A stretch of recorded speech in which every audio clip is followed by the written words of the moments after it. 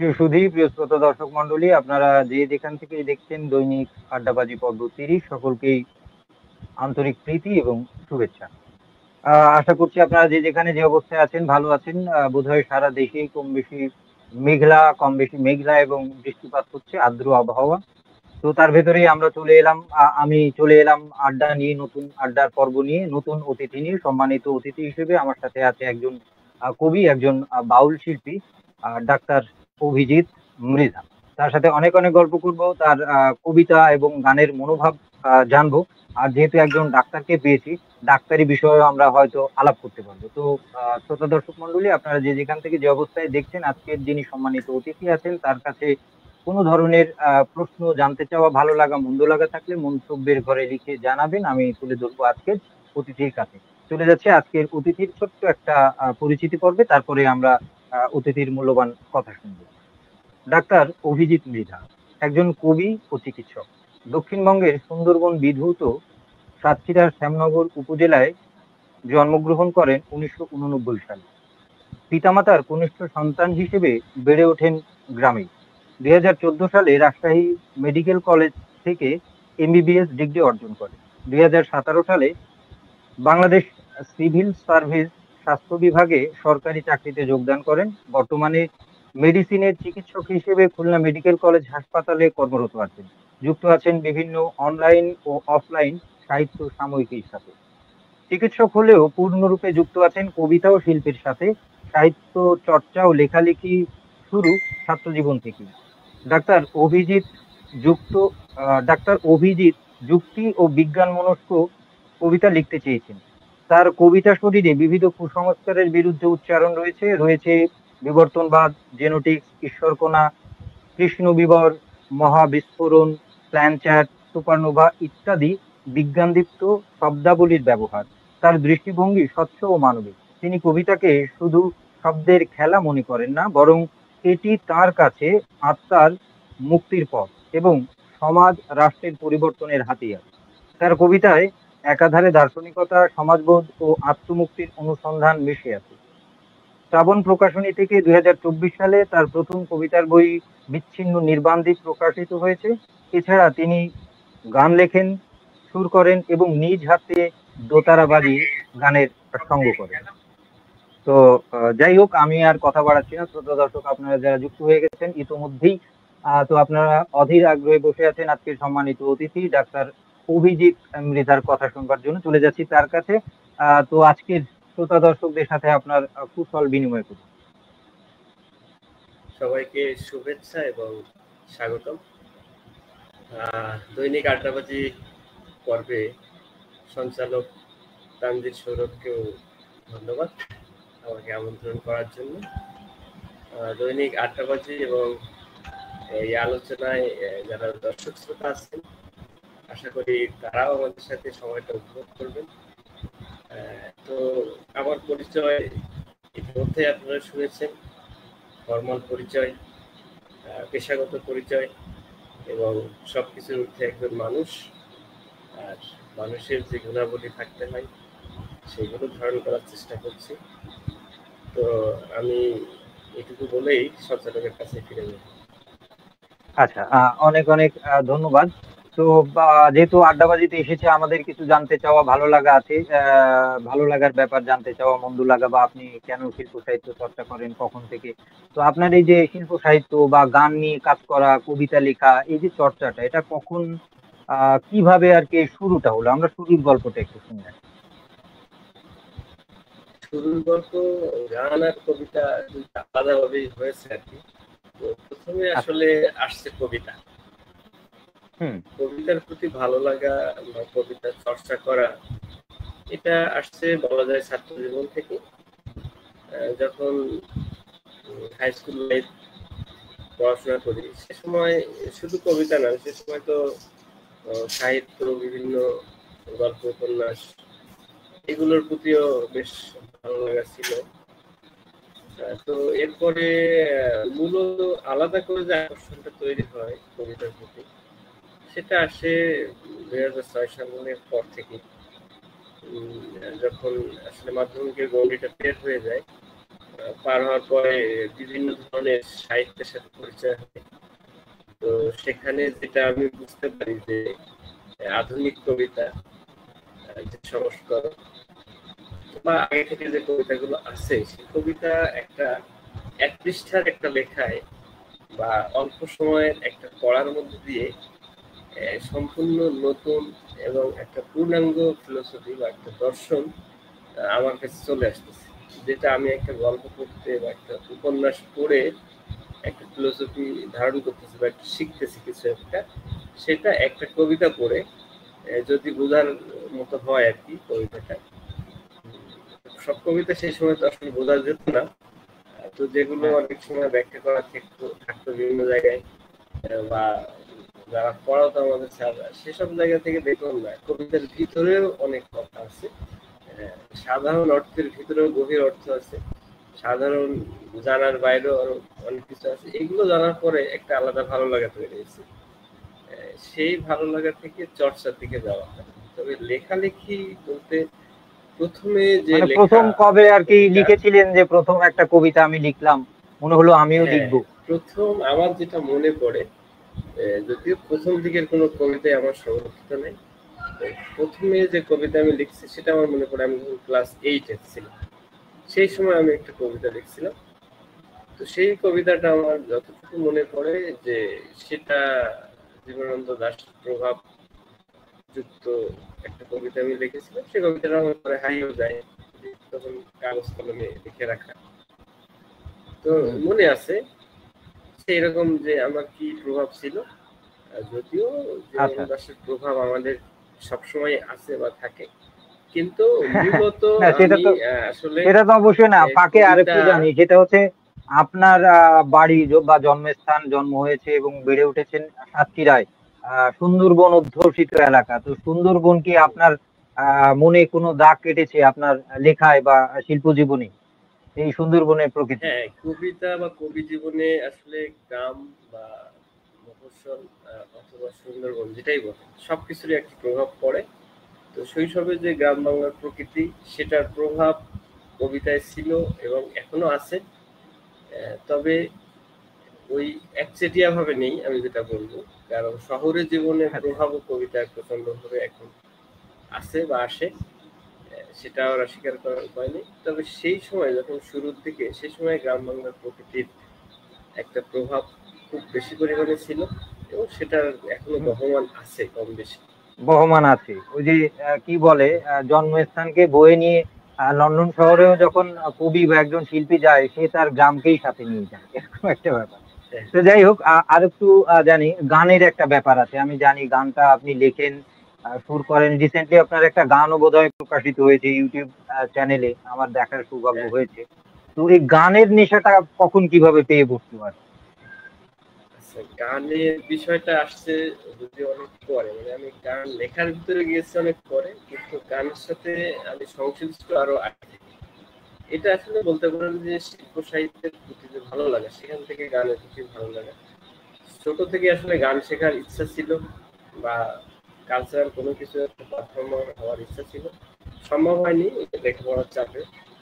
তো পরবর্তীতে আমি যখন মূলত মানে বাউল গান, লালন গান বা অন্যান্য মরমী যে গানগুলো আছে, এই গানগুলো যখন শুনি, তখন আমি তো তার আগে থেকে অনেক কবিতা লিখি, কবিতার ফিলোসফি বুঝি, কিন্তু গানের মধ্যে দেখলাম প্রতিটা গানই হচ্ছে এক একটি উৎকৃষ্ট কবিতা এবং উল্টাভাবে প্রত্যেকটি উৎকৃষ্ট কবিতা এক একটি গান।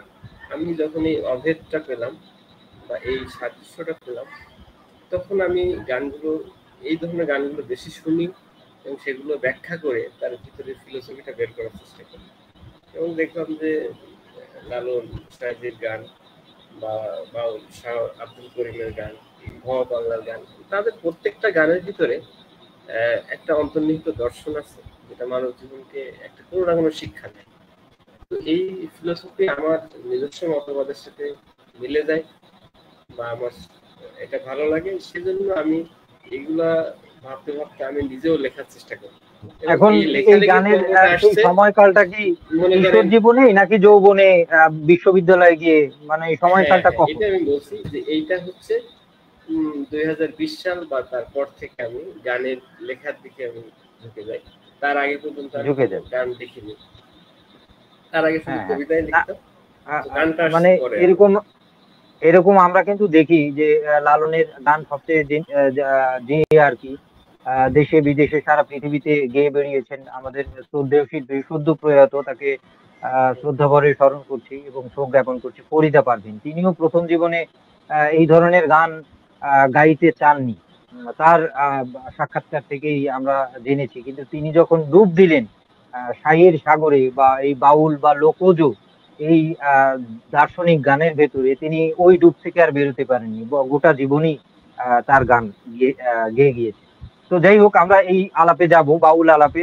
তার আগে আরেকটু আহ কবিতা আর কি, বা কবিতা নিয়ে, যে এই কবিতা বা বাউল গানটা আপনি মোটামুটি একটা দীর্ঘদিন গান, তো 4-5 বছর হয়েছে, তো কবিতা আপনি শৈশব কৈশোর থেকেই লিখছেন। তো এই পথটা পাড়ি দিতে দিতে আপনার জীবনে অনেক সময় গিয়েছে, অনেক প্রেক্ষাপট বদলিয়েছে, কর্মজীবন, ব্যক্তি জীবন অনেক কিছু যুক্ত হয়েছে বা ছেড়ে গিয়েছে। তো শেষমেশ এখনো কিন্তু কবিতাটা রয়ে গেল। তো কখন উপলব্ধি করলেন যে না, আসলে জীবনে উত্থান পতন, ভালো মন্দ, পরিবর্তন যাই হোক না কেন, কবিতাতে কবিতাকেই সঙ্গ করে আর কি আমি বাকি গোটা জীবনটা পথ চলতে চাই। হ্যাঁ, এই উপলব্ধিটা আসলে প্রথম থেকেই আমার মনে হয় ছিল, এবং কম বেশি এই উপলব্ধিটা এখন স্থায়ী হয়েছে যে আসলে আমার সাথে কবিতা চলে বা কবিতার সাথে আমি চলি। হ্যাঁ, মানে সেই আপনি মনে পড়ে বোধ কবিতায় যে হ্যাঁ, হ্যাঁ, মাথার ভেতরে কোনো এক বোধ কাজ করে। মাথার ভিতরে কোনো এক বোধ কাজ করে, আমি চলি সেও চলে সাথে সাথে। হ্যাঁ, এই যে আমি চলি সাথে সাথে কবিতাও চলে, বা কবিতা যেখানে যায় আমাকেও সেখানে যেতে হয়। মনে করেন লেখার ব্যাপারটাও তাই, যখন কবিতা আমাকে তাড়া করে তখন আমাকে লিখতে হয়। সে যখন মাথার ভিতরে বসবাস করে তখন আমাকে লিখতে হয়। তো এটা আস্তে আস্তে যখন আমি লেখার দিকে বা কবিতা চর্চার দিকে আরো বেশি মনোযোগী হলাম, তো তখন থেকে বুঝলাম যে এটাকে আমার সঙ্গে নিয়েই চলতে হবে এবং কম বেশি তার সাথে থাকতে হবে, এবং একটা কবি মানুষ বা কবি মনন আমাকে ধারণ করতে হবে, এবং সেটা থেকে আর হয়তোবা রেহাই নেই, সেটা আমাকে নিতেই আচ্ছা, হবে। আপনাকে আর একটু জানি, মানে যেহেতু কবিতা আপনার সেই ছোটবেলা থেকেই টের পেয়েছেন বা এই উঠতি বয়স থেকে উপলব্ধি করেছেন যে একে আসলে আমি ছাড়তে পারবো না, এর সাথেই থাকবে। তো কখনো কি মনে সেই বাসনা জেগেছে বা সেই সাহস করেছেন যে পেশা হিসেবেই আমি কবিতাকে নিতে চাই? আমরা কিন্তু দেখেছি অনেক কবি এরকম করেছে।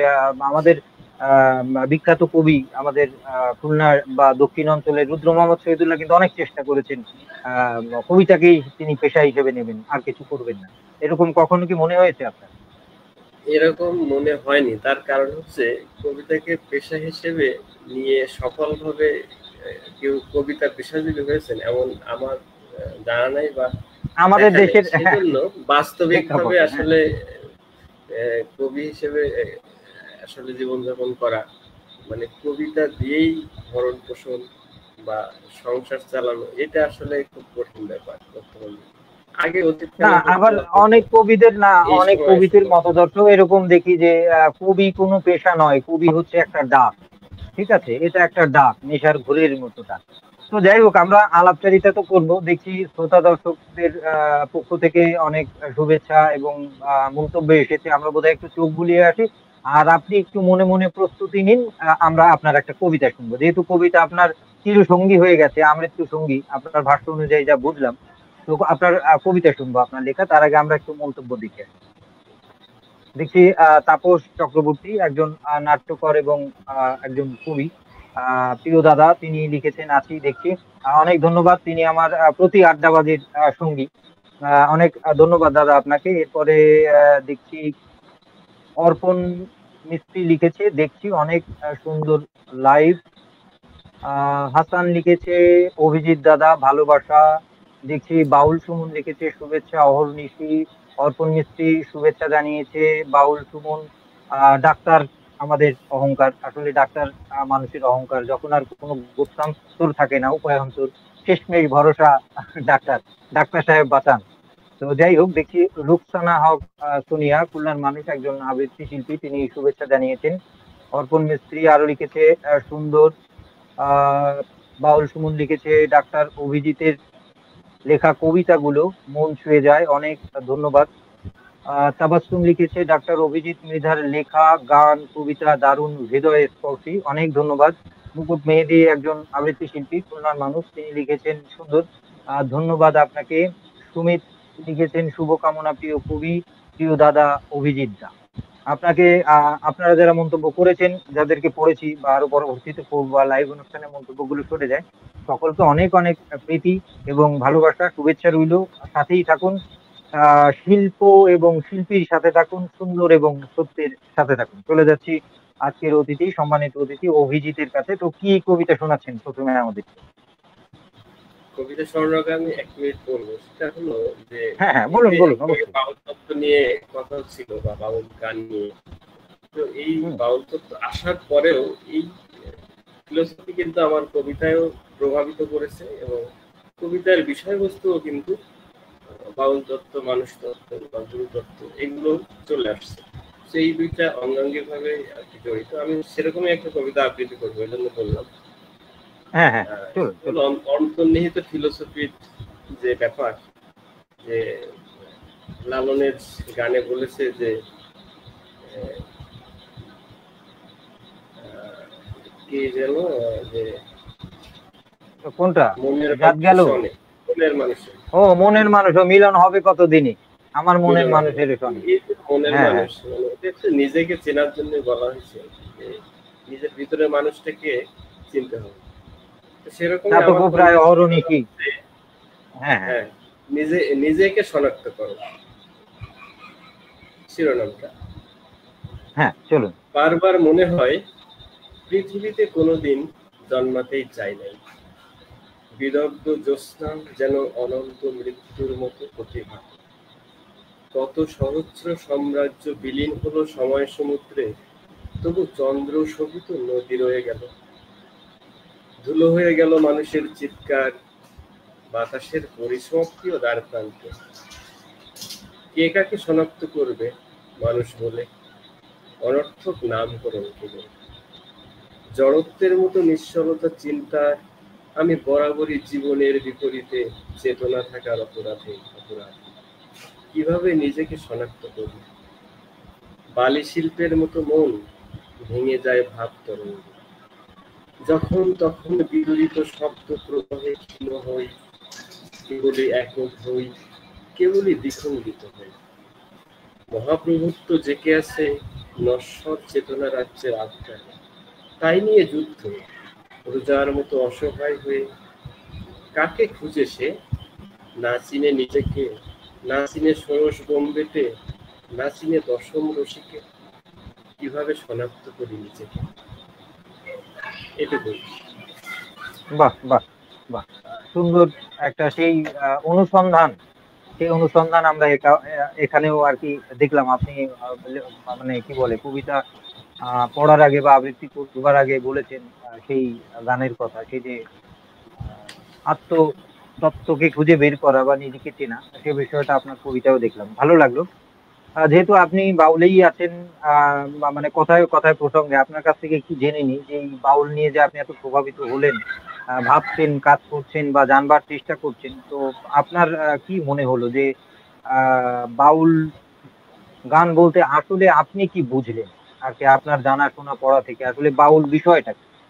এই দার্শনিক জায়গা থেকে হোক বা অন্যান্য বাউল জায়গা থেকে হোক। বিষয়টা আসলে সংক্ষেপে বলা কঠিন, তবে তারপর আমি যতটুকু সময়ের মধ্যে পারি সেটা হলো একটু ধারণা দিই। সেটা হলো যে মানুষ তত্ত্বের মধ্যে লালন তত্ত্বে সবকিছুই বা লালন মতাদর্শ মধ্যে সবকিছু আলোচিত আছে। তার মধ্যে আমরা মানুষ তত্ত্ব, আমরা যেহেতু মানুষ নিয়ে কাজ করি, লিখি, এই মানুষ তত্ত্বের মধ্যে সাধারণত 4 ধরনের মানে স্তর, যারা সাধনা করেন বা কোনো কিছু পেতে চান। তো এই ধরনের মানুষদেরকে আসলে 4 ধরনের ভাগে ভাগ করা যায়। একটা হলো আউল, বাউল, নেড়া আর সাঁই। তার মধ্যে একটা প্রকার হচ্ছে আচ্ছা। বাউল। তো আমরা যারা আসলে সাধারণ বিশ্বাসী মানুষ, সবাই আসলে আউল, মানে কিছুটা বিশৃঙ্খল, কিছুটা অনুসরণকারী, অন্ধ অনুকরণকারী, এরা হচ্ছে সবাই আউল। আর তারপরে যারা হচ্ছে বাউল, তারা হচ্ছে আসলে জ্ঞানী, ধৈর্যশীল, ব্রহ্মচর্য পালন করেন এবং সঠিক সাধনাটা করেন, মেডিটেশনটা করেন। আর এর শব্দগত যে অর্থ, এটা বিভিন্নভাবে ব্যাখ্যা করা আছে। বাউ থেকে, বাউ প্লাস মূল, বাউ মানে বাতাস, আর মূল মানে হচ্ছে অনুসন্ধান। মানে এটা হচ্ছে যারা নিজের নিঃশ্বাসকে নিয়ন্ত্রণ করতে পারে ধ্যানের মাধ্যমে, তারা হচ্ছে বা দমের সাধনা, যাকে সাউদিয়া দমের ভাষায় সাধনা, বোধহয় বলে দমের সাধনা। হ্যাঁ, দমের সাধনা। আরেকটা হচ্ছে বা প্লাস উল, এটাও একই অর্থ। বা মানে বাতাস, উল মানে অনুসন্ধান করা।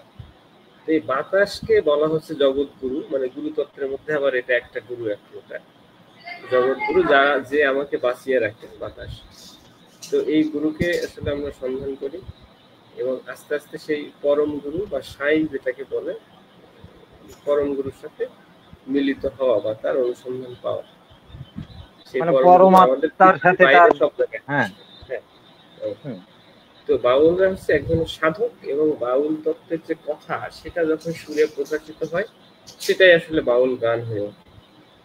বাউল তত্ত্বের যে দর্শন, সেটা যখন গান আকারে আসে, সেটাই বাউল গান। তো এর মধ্যে অনেক কিছু আছে। তার মধ্যে এই বাউল গানের মধ্যে বা বাউল তত্ত্বের মধ্যে কয়েকটা গুরুত্বপূর্ণ বিষয় আছে। একটা হলো মানুষ তত্ত্ব, মানুষকে নিয়ে, মানুষের ভালো কিছু নিয়ে যে গান, সেটাও বাউল গান। গুরু তত্ত্ব, গুরুকে নিয়ে বা গুরু উপদেশ বাণী নিয়ে যে গান, সেটাও বাউল তত্ত্বের গান। তারপরে মনে করেন যে ভক্তি গান আছে, ভক্তি গীতি, এগুলো বাউল তত্ত্বের গান। তো অনেক কিছু আছে।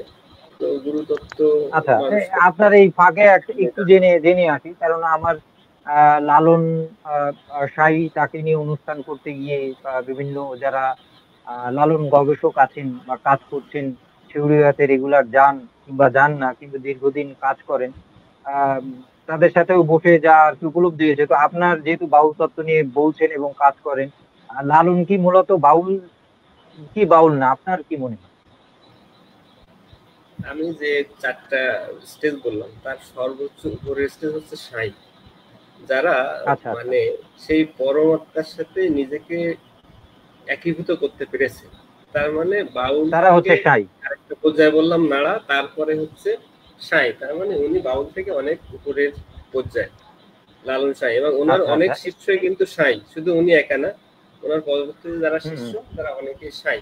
তার মানে বাউল থেকে অনেক উপরের স্টেজ, আরো উপরের স্টেজ। আচ্ছা, এই কারণে বোধহয় তারা লালনকে বাউল ধরতে চায় না, আপনার কাছে আর কি না, বললাম, কারণ এটা নিয়ে যেমন বাউল গান বললে অনেকে সাঁইকে যেমন আমরা উপাসনা করি, যারা আউল বাউল, তারা হচ্ছে সাঁই বা প্রভু, তাকে অনুসরণ করে। হ্যাঁ, এই এই যেমন কি একজন বিখ্যাত মানুষ, তার কথা বলি, কালিকা দাস বাউলের একটা সাক্ষাৎকার দেখছিলাম। তো উনি সাক্ষাৎকারে কি কথায় কথায় বলছে যে কবিগুরু বা কবি রবীন্দ্রনাথের যে রবীন্দ্রসঙ্গীত, তো তার সঙ্গীতে তো একটা বাউলাঙ্গের গান আছে।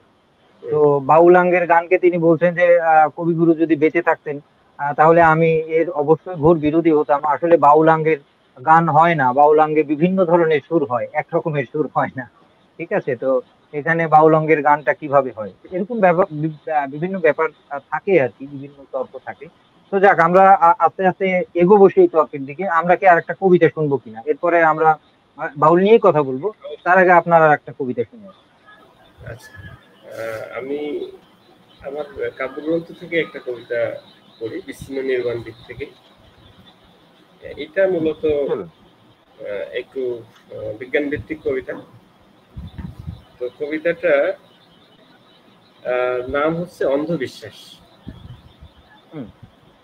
সবকিছু সরে যায় ক্রমাগত দূরে, দূরে যায় দেবদেবী ঈশ্বর, দূরে যায় তিলোত্তমা সংকীর্ণ শহর, সামাজিক প্রথা, কলুষিত সংস্কার, অযাচিত বেদনা, করুণ যাতনা, কষ্ট মধুর সুরে, অবহেলা করে আলোকিত সমুদ্রের আহ্বান, জ্ঞানের তপস্যার উদ্বাহ আরম্ভ, মানুষের জন্য কিছু রেখে যাওয়ার বাসনায় আমিও তপস্যা করি, বিদ্রোহী হয়ে উঠি মন। পৃথিবীর শব্দ তরঙ্গে বেশ গোলযোগ চলছে, কোথাও একটু স্বতঃস্ফূর্ত প্রেম নেই, প্রকৃতির বুকে একরাশ অস্বস্তি আজ, চারিদিকে জোর জবরদস্তি, হোক সে ধর্মে অথবা যৌনতায়, সবকিছু চাপিয়ে দেওয়া হয় এখানে, নাম, চিন্তা, বিশ্বাস, আচরণ, ঘৃণা। মানুষকে মানুষ হতে গেলে ঢেলে সাজাতে হবে তাদের বিশ্বাসের গাঁথনি, ফেলে দিতে হবে ভয়, ছুঁড়ে দিতে হবে প্রচলিত প্রথা, দুহাত ভরে টেনে নিতে হবে জ্ঞান, ভালোবাসা, যুক্তির পণ্য, খুলতে হবে প্রমাণের যাবতীয় দস্তাবেজ। অন্ধ চোখ তবু ভালো, অন্ধ বিশ্বাস সে তো বিষধর কণা, তেড়ে আসে নিরীহ সময়ের দিকে, সত্যের দিকে, পৃথিবীর বস্তুগত অগ্রগতির দিকে। বাহ! আরো একটা সুন্দর কবিতা শুনে আসলাম। তো শ্রোতা দর্শক মন্ডলী, আপনারা যারা যুক্ত হয়েছেন আমার দৈনিক আড্ডাবাজি পর্ব 30-এ বা মাঝে মাঝে ঢু মেরে যাচ্ছেন কিংবা পরবর্তীতে দেখবেন, সকলের জন্য আন্তরিক প্রীতি, শুভেচ্ছা এবং ভালোবাসা রইল। আজকে অতিথি হিসেবে আমার আড্ডায় এসেছে একজন কবি, একজন আহ বাউল শিল্পী বলা যায়, বাউল শিল্পী, বাউল গান লেখেন বা লোকজ গান লেখেন, মরমী গান লেখেন, অভিজিৎ মৃধা। তার সাথে গল্প করছি, তার কবিতা শুনছি, তার গান ভাবনা শুনছি। তো আপনারা সাথেই থাকবেন। আর আজকের এই আয়োজন শিল্পীর কথা ভালো লাগলে বেশি বেশি করে শেয়ার করে দেবেন। তো যাই হোক, চলে যাচ্ছে আপনার কাছে। কবিতা শুনলাম, কবিতা শুনছি, আপনার কথা শুনছি, রাতও বাড়ছে, আরো অনেক কিছু জানবার আছে। যেহেতু বাউলে ছিলাম, ওখান থেকে একটু আসি যে এই যে লালন ও লালনের গান, কিংবা লালনের গানের যে দর্শন বা চিন্তা ভাবনা, এটা নিয়ে আপনার মূল্যায়ন বা আপনার জানাশোনা বা আপনার আলোচনা একটু জানতে চাই। আচ্ছা, এর আগে আমি একটু প্রাথমিক দু একটা কথা বলি, কারণ দর্শকদের সুবিধার জন্য, যে আমাদের যে চিন্তার জগৎটা বা দর্শনগত জায়গাটা, এর মধ্যে অনেকগুলো স্তর আছে। তার মধ্যে আমরা আসলে সবাই কম বেশি যুক্তিবাদী, সবাই কম বেশি সংশয়বাদী। এই দুইটা আমরা সবাই কম বেশি।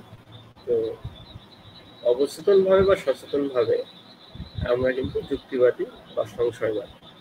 তো যখন আমরা পড়াশোনা করতে থাকি বা আমাদের জ্ঞানগত উপলব্ধি বাড়ে, তখন কিন্তু আমরা আমাদের সংশয়গুলোর জবাব পাই, উত্তর পাই, এবং যেগুলো আসলে আবিষ্কৃত হয়নি, সেটা দর্শনগত অথবা বৈজ্ঞানিক, সেগুলোর উত্তর আমরা পাই না। যখন না পাই, তখন আমাদের একটা সিদ্ধান্তে আসতে হবে যে এই উত্তরগুলো আমরা আসলে পাবো কিনা।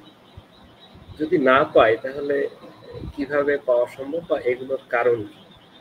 এই কারণগুলোর মধ্যে আমরা কয়েকটা অবস্থানে নিতে পারি।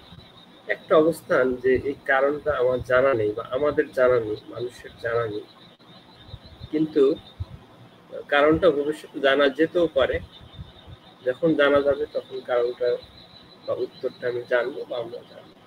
কিন্তু আবার একটা অংশ আছে যারা মনে করেন যে কারণটা জানা নেই, কিন্তু কারণটা কেন সেটা আমরা অনুমান বা ধারণা বা বিশ্বাস করে নিই, যে এই কারণটার জন্য আমি এই বিশ্বাস। তো তারা বিশ্বাসী দিকে চলে যায়। আরেকটা তখন আসে যারা নিরপেক্ষ এবং নিরুত্তর, তারা আসে আসলে অজ্ঞেয়বাদী। আমি জানি না, এইটুকুই আমার শেষ মন্তব্য। কিন্তু এটা কেন জানি না বা এটার উত্তর কি, এ বিষয়ে আমার মন্তব্য নেই। অজ্ঞেয়বাদী।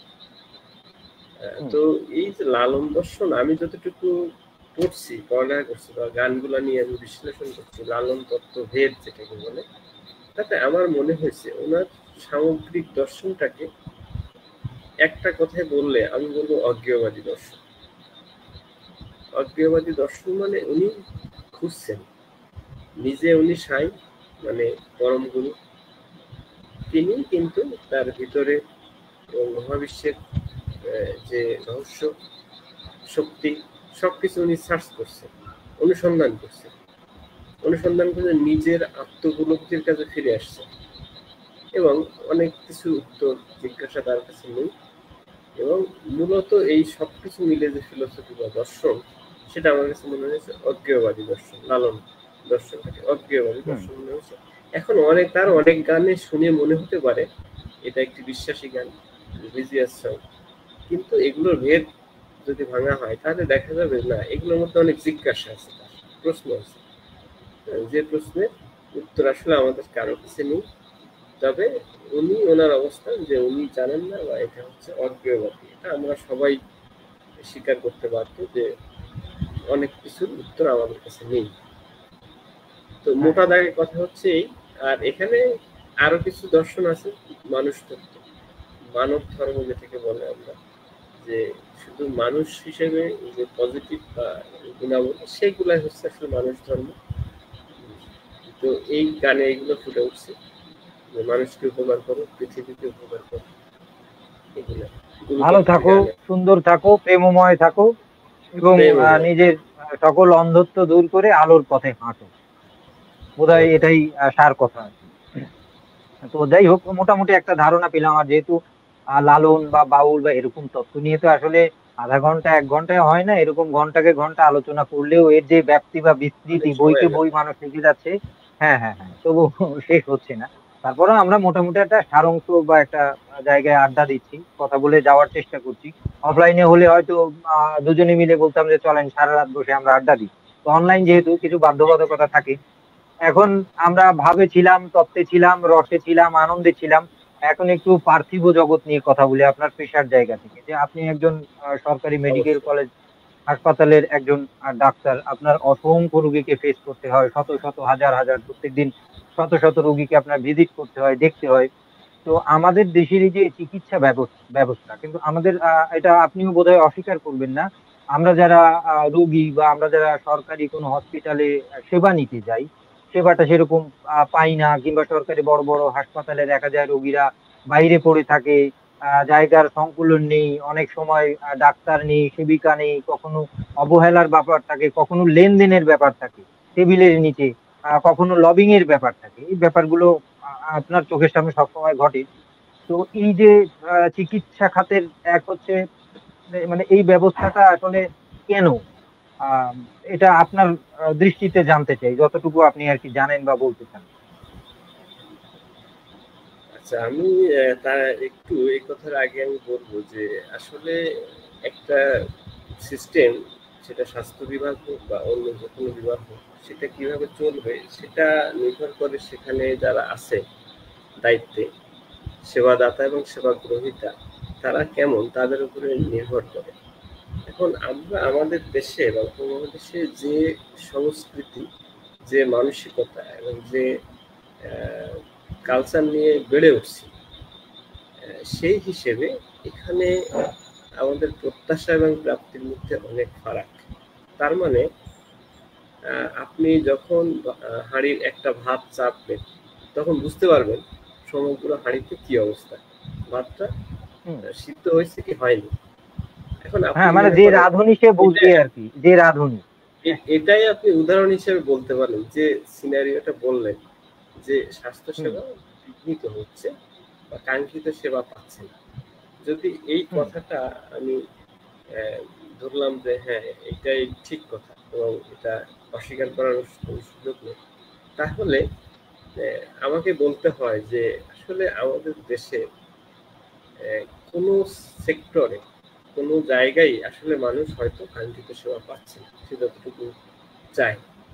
প্রত্যেকটা অফিস আদালত হোক, সরকারি অফিস, আধা সরকারি, ইভেন বেসরকারি, আমার মনে হয় সবাই সন্তুষ্ট না সেবা পাওয়া নিয়ে। আর এই সন্তুষ্ট না হওয়ার পিছনে যে সেবা গ্রহীতারও যে দোষ নাই বা দায় নেই তা কিন্তু না, এটা আসলে কালচারাল একটা ব্যাপার হয়ে গেছে।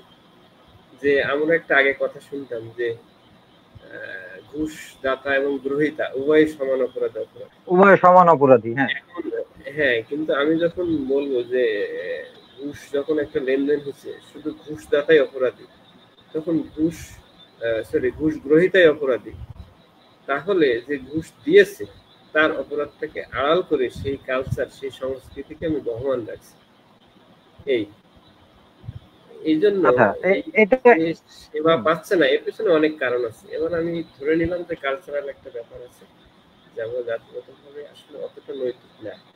তো অনৈতিকতা হচ্ছে এখানে যারা চিকিৎসক এবং সেবা গ্রহীত সবাই আমাদের এই সমাজ থেকে বেড়ে উঠছে, যে সমাজের ফিলোসফি দর্শনটা অতটা নৈতিক না, সেজন্য এখানে দুই নাম্বার না, আমি হচ্ছে বুঝছি ব্যাপার।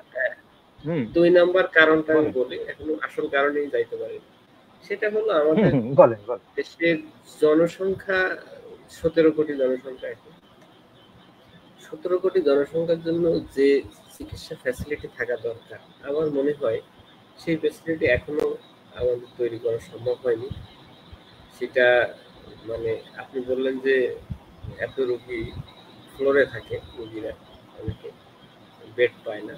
তো মনে করেন যে আমার অভিজ্ঞতা দিয়ে আমি বলতে পারি যে আমার ওয়ার্ডে বা হাসপাতালে আমি যতটুকু দায়িত্ব, সেখানে হয়তো বেড আছে ৩০ থেকে ৪০টা, কিন্তু রোগী ভর্তি হয় ধরেন ২৪০টা, হ্যাঁ, বা ২০০টা।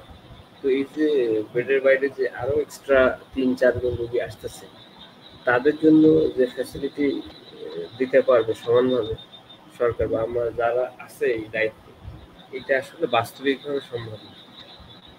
সেই অনুযায়ী বাজেটের ব্যাপার আছে, স্টাফের ব্যাপার আছে, ওষুধপত্রের ব্যাপার আছে। তো মনে করেন যে যদি একটা নিয়ম আমি চালু করতে পারি যে আমার যতটুকু বেড আছে এর বাইরে আমি রোগী ভর্তি দিতে পারবো না, সেটাও বাস্তবিকভাবে কিন্তু সম্ভব না। তাহলে কিন্তু সম্ভব নয় আপনার না। সেবার আমি অটোমেটিক ফাঁকে অটোমেটিক একটু বেড়ে যাবে। একটু ইন্টারাপ্ট করি যে আপনি বললেন যে বাজেটের ব্যাপারটা। হ্যাঁ, আমাদের দেশ ছোট, বাজেট কম, কিন্তু তারপরও বাজেট যা হয় তা কি প্রায়োগিক অর্থে প্রয়োগ হয় বাস্তবে মানে স্বাস্থ্য খাতে, নাকি সেখান থেকেও কিছু এদিক সেদিক হয়ে লামসাম কিছু গিয়ে পৌঁছায় আর কি প্রায়োগিক ভাবে প্রয়োগ হয় আর বাজেট কি মাঠে? সম্পূর্ণরূপে কার্যকর হয় কিনা, এই এই উত্তরটা আসলে আমার পর্যায়ে থেকে দেওয়া উচিত না বা আমার অসম্ভব। জানা সম্ভব না। তবে হ্যাঁ আমার হ্যাঁ। যেটা মনে হয় যে বাজেট, কেন্দ্রীয় বাজেট এখানে যেভাবেই প্রয়োগ বা খরচ হচ্ছে, প্রত্যেকটা জায়গায় ঠিক একইভাবেই খরচ হচ্ছে। সেটা আচ্ছা সঠিক আচ্ছা। হোক আর বেঠিক হোক, আমার মনে হয় আচ্ছা, আর একটা এটুকুতে গুরুত্বপূর্ণ দেওয়া। বিষয় মানে জনতা সহ সবার মনে কিংবা আমার মনে, যারা আমরা সাধারণ, আমাদের মনে প্রশ্ন জাগেই যে আমরা যে দেখি ডাক্তার যে ওষুধগুলো লেখে, অধিকাংশ প্রাইভেট সেক্টর হোক, হয়তো আমি কোথাও প্রাইভেট কাউকে দেখাতে গিয়েছি কিংবা সরকারি হসপিটালে, যে ওষুধ লেখার ব্যাপারে এই যে বিভিন্ন কোম্পানির ওটা খেতেই হবে, এটা না খেলে হবে না। আমরা হয়তো যদি বহির্বিশ্বের দিকে তাকাই, আমরা ভালো মন্দ জাজ করছি না, কিন্তু তারা কিন্তু যে মানে যে অসুখ বা যে রোগের জন্য যে গ্রুপের ওষুধটা দরকার ওই গ্রুপটা লিখে দেয়, তুমি এবার যে কোম্পানির খুশি খাও। এই যে স্পেসিফিকলি কোম্পানি লিখে দেওয়া এবং এটাই খেতে হবে, আমরা যেহেতু কম জানি আমরা গিয়ে ওটাই খাই, মানে এটার কারণ বা এটা নিয়ে আপনার বক্তব্যটা কি হবে আর কি? এটা নিয়ে আমার বক্তব্য হচ্ছে যে চিকিৎসার ক্ষেত্রে আমার মনে হয় একজন চিকিৎসক যে মানে যার কাছ থেকে আপনি চিকিৎসা হুম, নিচ্ছেন, তার প্রতি আস্থা হুম, বা বিশ্বাস রাখাটা ভালো। আপনি এই বিশ্বাসটা আচ্ছা যখন, কারণ আমার মতে সেই আপনার জন্য সবচাইতে মানবিক এবং উপকারী হবে। আপনি যখন এই সিস্টেমটা তুলে জেনেরিক সিস্টেমটা করবেন, যে জেনেরিকে লেখেন আপনি বাইরে থেকে কিনে নেবেন, তখন আপনার চিকিৎসার যে আস্থা সেটা চলে যাবে একজন ওষুধ বিক্রেতার হাতে, অথবা যে কোনো ওষুধ কোম্পানির কাছে চলে যাবে, এবং তারা আপনার জন্য না না, এই কতটুকু প্রশ্নটা আসার না, এই প্রশ্নটা আসার এটা আরেকটু এটা কারণ নিয়ে আছে, আমার কারণ আমরা সন্দেহ দেখি আছে। শত শত রিপ্রেজেন্টেটিভ মানে ওষুধ কোম্পানির, তারা কিন্তু সরকারি হসপিটালে কিংবা পার্সোনাল যেখানে দেখে তারা বসে থাকে হচ্ছে ডাক্তারকে কিভাবে তার কোম্পানির ওষুধটা লেখানো যায়। এখন এর সাথে এর কি কোনো আহ মানে যুক্ত বা মানে এর সাথে এর কোনো সংযুক্ত আছে কি, সংযুক্তি? এটা হচ্ছে আমাদের দেশের প্রেক্ষাপটে মনে হয় যে সিস্টেম আছে, এটাই এখনো মঙ্গলজনক। এই সিস্টেমটা ভেঙে পড়লে আরো হুম। স্বাস্থ্যের অবনতি হবে। তার কারণ হচ্ছে আচ্ছা আমাদের দেশে প্রায় আমার জানা মতে ২৫০-র বেশি ফার্মাসিউটিক্যালস কোম্পানি আছে, এবং যাদের ঔষধ প্রশাসন কর্তৃক অনুমোদিত অনুমোদিত ঔষধ। আচ্ছা। So, অনুমোদিত ঔষধকে আপনি বা আমি সাবস্ট্যান্ডার্ড বা কোয়ালিটিহীন এটা বলার অধিকার রাখি না। তাহলে এটা কিন্তু তারা না। আমাকে বা আপনাকে মানহানির মামলা করে দিবে, এবং সেটা আপনাকে হ্যাঁ ক্ষতিপূরণ হ্যাঁ দিতে হ্যাঁ, হবে, না তুমি প্রমাণ কেন না করতে জেনে হবে। শুনে তুমি কেন করলা? হ্যাঁ, হ্যাঁ, তুমি হ্যাঁ। সার্টিফাইড জিনিস কি কেন তো ই এটা করলে না, বলারও এটা যেমন বলছি না। সুযোগ নেই হ্যাঁ যে হ্যাঁ। তাদের কোনো ঔষধই খারাপ, এটা যেহেতু অনুমোদন প্রাপ্ত কোনো ঔষধই খারাপ না, সমান মানে। তবে ক্লিনিক্যাল এক্সপেরিয়েন্সে আমরা চেষ্টা করি যে যেগুলো বিদেশে রপ্তানি হচ্ছে টপ যে যাদের আছে সেরকম কিছু প্যারামিটার থাকে, সেই প্যারামিটার দেখে ব্যক্তিগত অভিজ্ঞতা থেকে তখন এটা লিখতে হয় আর কি। এইটা হ্যাঁ, আমরা অনেক সংকটের কথা শুনলাম, ভালো। যেহেতু সময়ের একটু সংক্ষেপণ আছে, আমরা একটু এবার উত্তরণের কথা শুনি। আসলে এই যে টুকিটাকি ছোট ছোট যে ঝামেলা বা এই চিকিৎসা খাতকে কি ধরনের, আপনি একজন ডাক্তার হিসেবে যতদূর আপনার জানাশোনা বোঝা আছে, বা বলতে চান যে এটার উত্তরণের জন্য আমরা কি কি করতে পারি। আর সাথে আর একটা বিষয় আমি যুক্ত করতে চাই, আমরা কিন্তু অনেকেই দেখি গ্রামগঞ্জ মফস্বল এমনকি শহরেও দেখি, আমার কোনো ধরনের একটা রোগ হয়েছে, সর্দি কাশি ছোট বড়, আমরা দৌড়ে দৌড়ে গিয়ে ফার্মেসি থেকে দোকানদারকে বলি যে ভাই আমার এই সমস্যা হয়েছে, কি খাবো, একটু ওষুধ দাও তো, বা ওষুধ দেন তো। এই ব্যাপার, এই দুটো ব্যাপার নিয়ে আপনি একটু যদি সংক্ষেপে আলোচনা করেন। উত্তরণের জন্য আসলে মানে যেগুলো করা উচিত সেগুলো করা অনেক কঠিন। আর আমাদের যে বাস্তবতা, ভূ রাজনৈতিক ব্যাপার, কালচারাল ব্যাপার আছে, এগুলো ব্যাপারে অনেক কিছু বাধা আছে, যে কারণে সহজেই এই স্বাস্থ্যখাতের সমস্যাগুলা, বা শুধু স্বাস্থ্যখাত না, যত ধরনের সমস্যা আছে দেশে সবকিছু সমাধান করা অনেক কঠিন। আর আপনি বললেন যে এজন্য বিস্তারিত গেলাম না, একটা বললেন যে ওষুধে গেলেই যে আপনার ওষুধ দিয়ে দিচ্ছে ডাক্তার ছাড়া, প্রেসক্রিপশন ছাড়া, অ্যান্টিবায়োটিক, জ্বরের ওষুধ, গ্যাসের ওষুধ। এটা আসলে একটাই আমার কাছে উত্তর মনে হয় সবকিছু ঘুরে ফিরে, যে আমাদের দেশের জনসংখ্যা বেশি এবং মানুষের জীবনের দাম খুবই কম। এখানে সহজেই কিন্তু জীবন পাওয়া যায় বা মানুষ পাওয়া যায়। আপনি একটা মিছিল করতে চাইবেন যে আমার একটা মিছিল দরকার, শোভাযাত্রা দরকার, আমার 100 মানুষ দরকার, আপনি খুব কম পয়সা খরচ করে আপনি একটা মিছিল অ্যারেঞ্জ করতে পারবেন। কারণ এবং সেই মিছিলে যদি 2-4 জন মারাও যায় তবুও কিন্তু কোনো সমস্যা নেই, কারণ এখানে জীবনের দাম খুবই কম। তো যে দেশে বা যে জায়গায় জীবনের দাম সবচেয়ে কম, সে জায়গায় তো আপনি প্রেসক্রিপশন ছাড়া ওষুধ খেলে কোনো অসুবিধা নেই। আপনি মনে করেন যে বিষযুক্ত না সবজি না, খাইলে আপনার কোনো সমস্যা নেই। উদাহরণ, হ্যাঁ আপনার তো উদাহরণ জনসংখ্যা যদি কম পোক্ত হতো, এবং ভালো প্রাণের লেগেছে। মূল্য, জীবনের মূল্যটা বাড়তো, তখন মানুষ অনেক সাবধান হয়ে যেত, সবকিছুই কিন্তু গোছানো হতো। তো আমাদের অধিক জনসংখ্যার চাপে কিন্তু সবকিছু ম্যানেজ করা হ্যাঁ হ্যাঁ, সম্ভব না আপনার, মনে হয়। হ্যাঁ হ্যাঁ, না এই অতিরিক্ত আসলে জনসংখ্যা এবং তুলনামূলক সেই হারে আমাদের সম্পদের অপ্রতুলতা, অপ্রতুল মানে মানে কি বলে, অল্প আর কি। তো সংকটের কারণে বোধহয় ব্যালেন্সটা করতে আহ, ঝামেলা হয়। তবে আশা করি সবকিছু ছাপিয়ে আমরা সুদিনের মুখ দেখবো, আমরাও মানুষের মতো মানুষ হয়ে উঠবো। সবার আগে মানুষের প্রাণটাই আমাদের কাছে মুখ্য হয়ে উঠবে।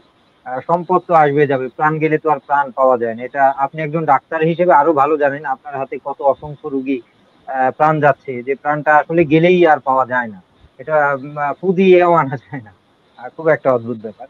তো যাক, অনেক এইসব আমাদের সমাজের বাস্তবতা নিয়ে আমরা আলাপ করলাম। আমরা একটু অন্য কবিতার আঙ্গিকে ফিরবো। ফেরার আগে ছোট করে বলতে চাই, দৈনিক আড্ডাবাজি পর্ব 30 আপনারা যে যেখান থেকে দেখছেন, সকলকে আন্তরিক শুভেচ্ছা, প্রীতি এবং ভালোবাসা। সাথে আজকে অতিথি হিসেবে আছে একজন সম্মানিত ডাক্তার এবং কবি, একজন বাউল মনস্ক, বাউল শিল্পী বা গীতিকার, ডক্টর অভিজিৎ মৃধা। তার সাথে কথা বলছি, তার মনোভাব শুনছি, আমাদের ভেতরের প্রশ্নগুলো তুলে ধরবার চেষ্টা করছি। তো এবার এ পর্যায়ে আপনার একটু কবিতা শুনতে চাই। কবিতা, বা আপনি যদি আপনার হাতের কাছে দোতরা থাকে কিংবা আমাদের গান শোনানোর দু চার কুলি শোনাতে চান, আমরা শুনতে চাই আর কি, যদি আপনার সুযোগ থাকে। তো তাহলে গানে যেতে চাই, না হলে কবিতা শুনি। মূলত গীতিকার, মানে গান লিখি, সুর করার চেষ্টা আচ্ছা করি, আচ্ছা। কিন্তু গাওয়া হুম। জিনিসটা এখনো হয়ে ওঠেনি। ওটা শেখার পর্যায়ে আছে, একসময় ওটাও হবে। আচ্ছা আচ্ছা আর বাসায় আসলে আচ্ছা। এখন মানে বাজানোর মতো পরিবেশ নেই আপাতত, তো পরিবেশ নেই। আবৃত্তি করাটাই মনে হয় ভালো। হ্যাঁ হ্যাঁ, চলুন তাহলে আর একটা কবিতা শুনি। আচ্ছা, আমি আমার কাব্যগ্রন্থ থেকেই কবিতা পাঠ করি। হ্যাঁ। আমার কাব্যগ্রন্থের শেষ কবিতাটা, লাস্ট যে কবিতাটা আছে ওটাই আমি পাঠ করছি। কবিতার নাম সশস্ত্র রোদ। সকালের সশস্ত্র রোদ রক্তচক্ষু হুঙ্কারে পুড়িয়ে দিচ্ছে বিবেকের ঘর। পৃথিবীর সৈনিক আমি, জ্ঞান সূর্যের আদেশ শিরোধার্য করে নিজেকে শুদ্ধ করি, ভেঙে গড়ি হৃদয়ের স্বর। নাগরিক সুবিধায় চলমান মানুষের বিবেককে রক্তচক্ষু দেখানোর সাহস সহস্র সূর্যেরও নেই। এখানে মানুষেরাই মানুষের বিরুদ্ধে যায়, ধর্মে কর্মে দর্শনে ও চিন্তায়। আকাশ ও মরুভূমির প্রতিপক্ষ সূর্য তীব্র দহনে জ্বালিয়েছে সব তৃণ, সেখানে নেই চিন্তার কোনো বাছবিচার। দৃষ্টের সম্মুখে রোদ ও হত্যার উৎসব, সংক্রমণের গতিশীল থাবা, অসহ্য হিংস্র অজ্ঞানতার সূর্য শান্তির জ্ঞানালো গভীর হতে দেয় না, নিবিড় ও নিরেট হতে দেয় না। কাল্পনিক হালখাতার হিসেব কষে হয়ে যায় তথাকথিত মানুষের দিনের আলোর সর্বোত্তম ব্যবহার। সেই দুর্বিষহ রোদ আলো বাটোয়ারা করে পৃথিবীতে আত্মতৃপ্তি রাখিনি আমি। কে বলবে এই আধারে আমি নিজেই নিজের ত্রাতা? সম্মিলিত বিবেকের পতনে কে বলবে আমি এনেছি বার্তা? আরো একটা সুন্দর কবিতা আমরা শুনলাম। অনেক ধন্যবাদ কবিতা শোনাবার জন্য। আমরা যেহেতু গুটি গুটি পায়ে আজকের আয়োজনের শেষের দিকে যাচ্ছি, শেষে ছোট ছোট করে একটু জানতে চাই, এই যে কবিতা বা শিল্প সাহিত্য আপনি চর্চা করেন বা অন্যরা চর্চা করার চেষ্টা করে, আমিও শিল্প সাহিত্যের লোকজনের সাথে থাকার চেষ্টা করি। আসলে এই কবিতা, এই গান আসলে ব্যক্তি জীবনে বা সমাজ জীবনে, পরিবার জীবনে মানে কি ধরনের প্রভাব ফেলে বলে আপনি মনে করেন? আসলে এই কথার উত্তর দীর্ঘ উত্তর, কিন্তু আমি যদি সংক্ষেপে বলি সেটা হলো, প্রভাব যদি সবচেয়ে বেশিভাবে পড়তো কবিতার, তাহলে এই সমাজ সুন্দর হতো, পবিত্র হয়ে যেত, দুর্নীতিমুক্ত হয়ে যেত। কবিতার প্রভাব আসলে আমরা পড়াতে পারছি না, এটা আমাদের হয়তোবা ব্যর্থতা মনে করি আমি। তবে প্রভাব আছে, শক্তিশালী প্রভাব আছে কবিতার সমাজ ও রাষ্ট্রে। সেটা সরাসরি আপনার অর্থনীতি বাড়াবে না, তবে কবিতা পাঠ এবং কবিতার যে বিচরণ, কবিতার প্রসার যদি হয়, কবিতা চর্চা যদি কোনো মানুষ করে, কবিতার পাঠক যদি বৃদ্ধি পায়, কবিতার যে দর্শন, কবিতার যে ফিলোসফি, সেটা যদি ধারণ করতে পারে, তাদের যদি স্পর্শ করে, তাহলে একজন শুদ্ধ মানুষ তৈরি হবে, একজন নৈতিক মানুষ তৈরি হবে। সেই নৈতিক মানুষ যদি দেশ পরিচালনা করে, সেই নৈতিক মানুষ যদি বিভিন্ন দায়িত্বে থাকে, তাহলে তো দেশটা সুন্দর হবে, সমাজ রাষ্ট্র সুন্দর হবে। আমি মনে করি যে কবিতার সফলতা বা প্রভাব এখানেই, যে কবিতা মানুষ গঠনে সহায়তা করবে, সেই মানুষ দেশ গঠন করবে। কবিতা দেশ গঠন করবে না, কিন্তু কবিতা মানুষ গঠন করবে, সেই মানুষই দেশ গঠন করবে। তো প্রভাব এখন আছে কি নেই, এটা একটা গুরুত্বপূর্ণ কোশ্চেন, যে এই মুহূর্তে কি আসলে কবিতার প্রভাব আছে? বৃহৎ জনগোষ্ঠীতে কবিতার প্রভাব কিন্তু কম। তার একটা বিভিন্ন কারণ আছে। তার একটা কারণ আমি বলবো যে এখন নেট দুনিয়ায় ইলেকট্রনিক যে সমস্ত ডিভাইস, এগুলোর একটা প্রভাব আছে, মানুষকে বই বিমুখ করছে। কিন্তু কবিতা কিন্তু শুধু এখন বইয়ের মধ্যে সীমাবদ্ধ না, এখন তো ইলেকট্রনিক ডিভাইসেও এই কবিতা। কবিতার কথা ডিভাইসে আনার চেষ্টায় একজন কবিকে নিয়ে আসলাম ডিভাইসে, আধুনিক। হ্যাঁ, এইটা কিন্তু এই পরিমাণটা কম। আপনি মনে করেন যে এখন মানুষের ধৈর্য কম, মানুষ কিন্তু 2 ঘন্টার মুভি বা সিনেমা দেখে না, কিন্তু 30 সেকেন্ডের রিলস দেখে, সেখান থেকে বিনোদনটা নিচ্ছে। এখন কবিতা কিন্তু একটা ভালো সুযোগ আছে, যে একটা কবিতা কিন্তু আপনি 2 মিনিট 5 মিনিটের মধ্যে একটা দর্শকের কাছে পৌঁছাতে পারছেন, গল্প উপন্যাস পাচ্ছেন না। কবিতার একটা ভালো সুযোগ আছে বা অপরচুনিটি আছে মানুষের কাছে পৌঁছে দেওয়ার, কিন্তু এই জায়গাটাতে কাজ করার লোক আমার মনে হয় কম। আপনি আছেন, এটা আপনাকে দেখে আমার খুব ভালো লাগে যে আপনি সাহিত্যটাকে অনলাইনে চেষ্টা করছেন দর্শকের কাছে। চেষ্টা করছে আর কি, যারা আছে কথা বলার এই চেষ্টা আজকের করছে। আড্ডাবাজির মধ্যেও হয়তো বা কিছু মানুষ শুনছে যে সাহিত্য নিয়ে আলোচনা হচ্ছে, কবিতা নিয়ে আলোচনা হচ্ছে, লালন দর্শন নিয়ে আলোচনা হচ্ছে। এটা আসলে রেয়ার ঘটনা। আমি মনে করি যে এই ধরনের আড্ডা অনলাইনে খুব কমই হয়, খুব কমই হয় অ্যাকচুয়ালি। না, চেষ্টা করছি, ওই কবিতার যে প্রভাব আপনার কিন্তু আমি ভাবনার এক সাথে কথায় আমি মনে হ্যাঁ হয় যে বোঝাতে পারছি যে এটাই হচ্ছে প্রভাব। হ্যাঁ, না না না, আমি আমি ব্যাপারটা বুঝতে পেরেছি। ধন্যবাদ। আর শেষে আর একটু ছোট করে জানতে চাই যে আপনার কবিতা নিয়ে বা গান নিয়ে নতুন কি কি কাজ আসতে যাচ্ছে বা আসছে কিনা, বা কোনো পরিকল্পনা আছে কিনা, আমি সহ শ্রোতা দর্শকদেরকে আপনার আগামী কাজ সম্পর্কে কিছু বলুন। আচ্ছা, কবিতা লেখার বিষয়ে কোনো পরিকল্পনা নাই, কারণ কবিতা আসে স্বতঃস্ফূর্ত ভাবে, যখন আসে তখন কবিতা লেখা না, হয়। লেখা বলতে ওটা না, আর আমি বই প্রকাশের বিষয়টা, পান্ডুলিপি আকারে হ্যাঁ, পাচ্ছে কিনা। হ্যাঁ প্রকাশের ব্যাপারটা হচ্ছে যখন আসলে আহ, দেশের আর্থসামাজিক পরিস্থিতি অনুযায়ী পাণ্ডুলিপি গত বইমেলায় রেডি করে করা হয়েছিল, কিন্তু প্রকাশ করা হয়নি। আগামী বইমেলায় একটা ইচ্ছে আছে যে একটা কাব্যগ্রন্থ আমি প্রকাশ করবো। পাণ্ডুলিপি রেডি আছে, প্রস্তুত আছে, এখন যদি আচ্ছা সবকিছু আচ্ছা, মিলে বাহ যায় বাহ বাহ, তাহলে দ্বিতীয় এই তো ভালো কাব্যগ্রন্থ। একটা সুসংবাদ। আমি সহ শ্রোতা দর্শক আপনার ভক্তকুল পেয়ে গেল আর কি। তো যাই হোক, আচ্ছা, আর গান নিয়ে তো কাজ দেখলাম, আশা করি কাজ করবেন। আর গুটি গুটি পায় আমরা যেহেতু গান বা নিয়ে বা গান নিয়ে অনুষ্ঠান। পরিকল্পনা হুম, হচ্ছে, বলুন। গানও আমার যথেষ্ট পরিমাণে লেখা আছে, এবং গানের সংকলনও আসলে একটা বের করার মতো, কিন্তু আপাতত এই বিষয়ে পরিকল্পনা নেই সংকলনটা বের করার। আচ্ছা আচ্ছা, কবিতা বই নিয়ে বইটা বের আগাবো। করার আগামী পরিকল্পনা, হ্যাঁ, কবিতার বই নিয়ে। তো শ্রোতা দর্শক মন্ডলী, আপনারা দেখছেন দৈনিক আড্ডাবাজি পর্ব 30। আজকে অতিথি হিসেবে আছে একজন কবি, একজন গীতিকার, ডাক্তার অভিজিৎ মৃধা। তার সাথে মোটামুটি একটু আড্ডা দেবার চেষ্টা করলাম। আপনারা মাঝে মাঝে যারা ঘুমিয়ে গিয়েছেন কিংবা পরবর্তীতে দেখবেন কিংবা একেবারেই দেখবেন না, সকলের জন্য অবশ্যই প্রীতি এবং শুভেচ্ছা ভালোবাসা থাকবে। শেষে দেখছি দু একজনের মন্তব্য পড়ে নিয়ে আমরা আয়োজনে যেহেতু একদম শেষ পর্যায়ে, ঝুমা দাস লিখেছে কংগ্রাচুলেশন, ধন্যবাদ আপনাকে। দেবব্রত কুমার লিখেছে দাদা ভালো আছেন। হ্যাঁ, ভালো বোধহয় আছে, এই জন্য আমরা আড্ডা দিতে পারছি।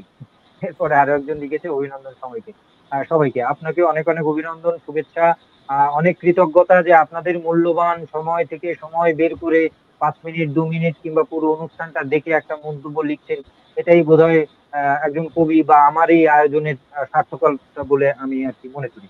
তো আমি আর কথা দীর্ঘায়িত করব না, যেহেতু আয়োজনের শেষ দিকে চলে যাচ্ছে আজকের সম্মানিত অতিথি ডাক্তার অভিজিৎ মৃধার কাছে। আজকের আয়োজনে শ্রোতা দর্শকদের সাথে আপনার বিদায়ী কথন বিনিময় করবেন।